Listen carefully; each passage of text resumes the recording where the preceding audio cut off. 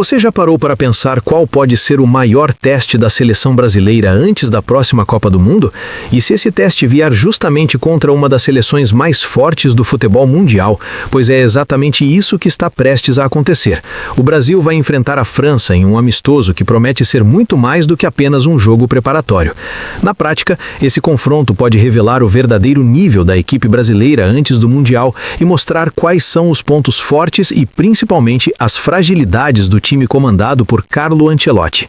E existe um setor do campo que pode decidir completamente o rumo dessa partida, o meio-campo.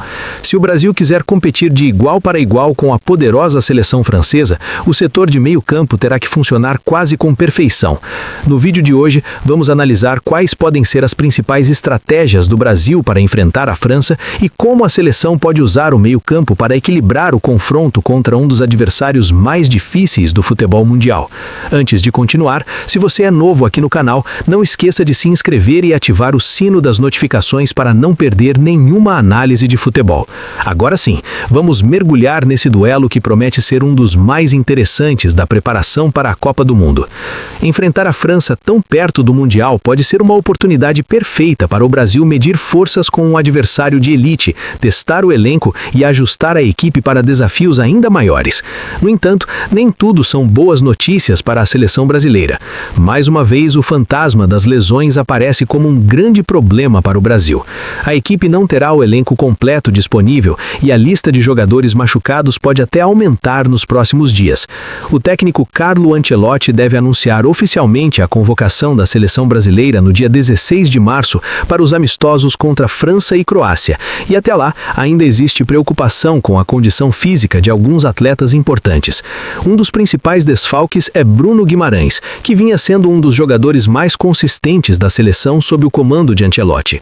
O meio-campista sofreu uma lesão que deve mantê-lo fora dos gramados até abril, o que significa que ele não estará disponível para esse confronto tão importante. Bruno vinha se consolidando como uma espécie de líder no meio-campo brasileiro, iniciando praticamente todas as partidas recentes e sendo peça fundamental na construção de jogadas e na organização da equipe. Sem ele, o Brasil perde um jogador que combinava qualidade técnica, intensidade e visão de jogo. Outro problema sério é a ausência de Rodrigo, que sofreu uma grave lesão no ligamento cruzado anterior do joelho e acabou ficando fora até mesmo da disputa da próxima Copa do Mundo. Essa perda é extremamente significativa para o setor ofensivo da seleção. Além disso, outros nomes importantes também enfrentam problemas físicos. Alex Sandro segue em recuperação de lesão, enquanto Éder Militão ainda precisa de tempo para voltar ao seu melhor nível, com previsão de retorno apenas em abril. Ou seja, o Brasil chega para esse confronto cercado de dúvidas e dificuldades, especialmente quando falamos do equilíbrio entre defesa, meio-campo e ataque. E justamente no setor que pode decidir o jogo, o meio-campo, a situação também não é simples. Sem Bruno Guimarães, Carlo Ancelotti terá que encontrar alternativas capazes de manter o nível competitivo da equipe. Provavelmente veremos uma dupla formada por Casemiro e André Santos como base desse setor, enquanto o terceiro meio-campista pode variar dependendo da estratégia escolhida pelo treinador. Isso porque o Brasil pode optar por uma abordagem mais ofensiva ou mais cautelosa diante da França.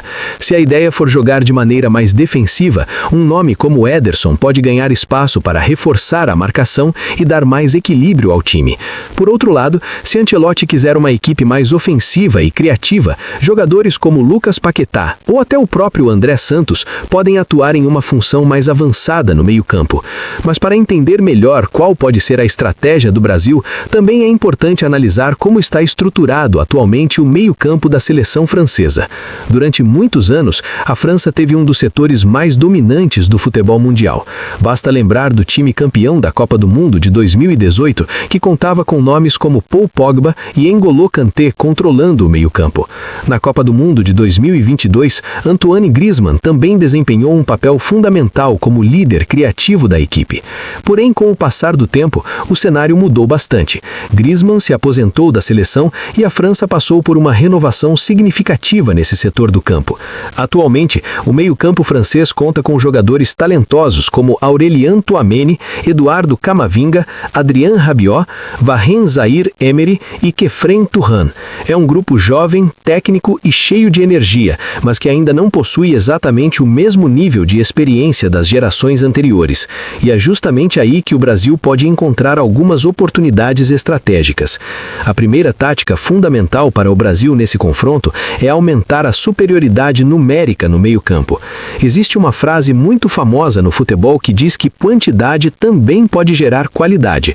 Mesmo que o Brasil não tenha todos os seus melhores jogadores disponíveis, a equipe pode compensar isso colocando mais atletas para disputar o controle dessa área.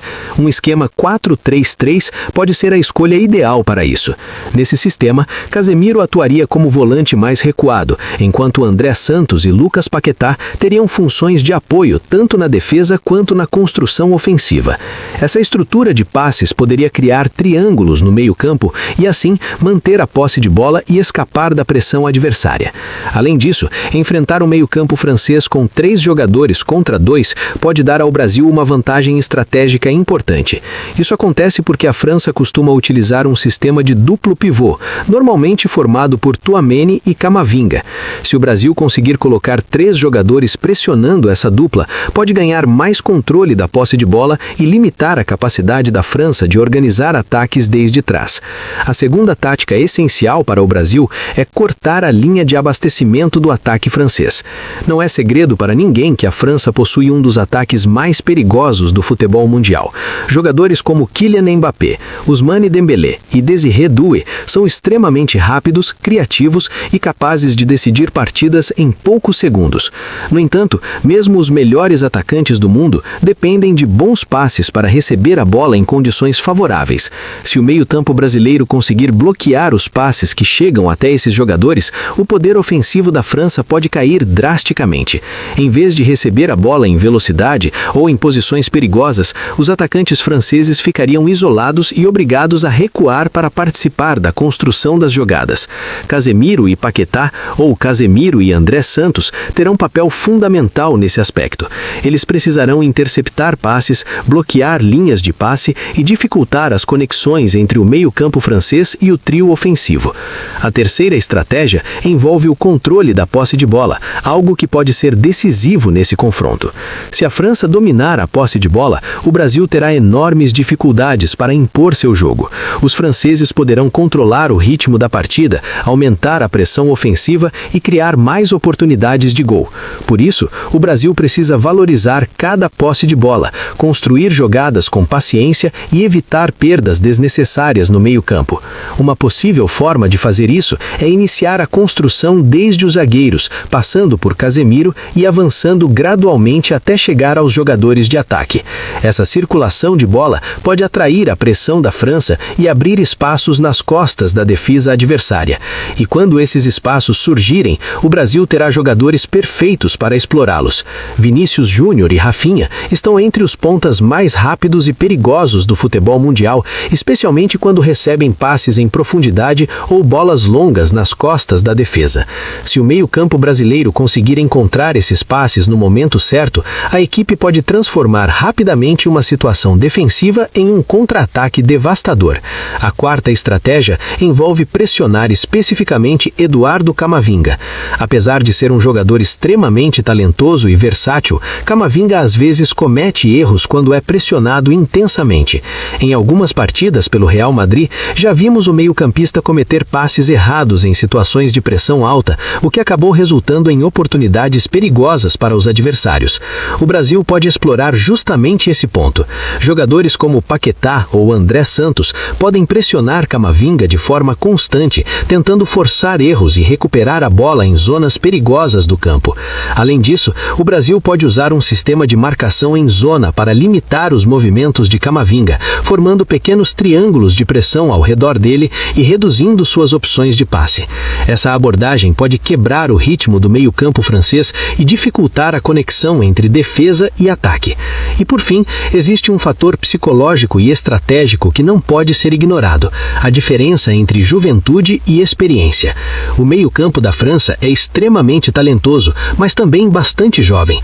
Já o Brasil pode contar com jogadores mais experientes, como Casemiro e Lucas Paquetá, que já disputaram grandes competições internacionais e sabem lidar melhor com momentos de pressão. Essa experiência pode fazer diferença em um jogo equilibrado. Se o Brasil conseguir manter a calma, controlar o ritmo da partida e aproveitar as oportunidades que surgirem, pode surpreender a França, mesmo enfrentando um adversário muito forte. No cenário geral, a França provavelmente continuará apostando em um estilo de jogo baseado em transições rápidas e contra-ataques, explorando a velocidade de seus atacantes. No entanto, se os franceses conseguirem dominar o meio-campo, podem assumir completamente o controle do jogo. Para evitar isso, o Brasil precisa tratar o meio-campo como prioridade absoluta. Mais do que atacar o tempo todo, a seleção precisa garantir que esse setor funcione com equilíbrio, intensidade e inteligência tática. Em resumo, o resultado desse confronto pode depender diretamente de quem dominar o meio-campo. A equipe que conseguir controlar essa área terá muito mais chances de vencer. Portanto, quando a bola rolar para Brasil e França, não será apenas um amistoso de preparação, será um verdadeiro teste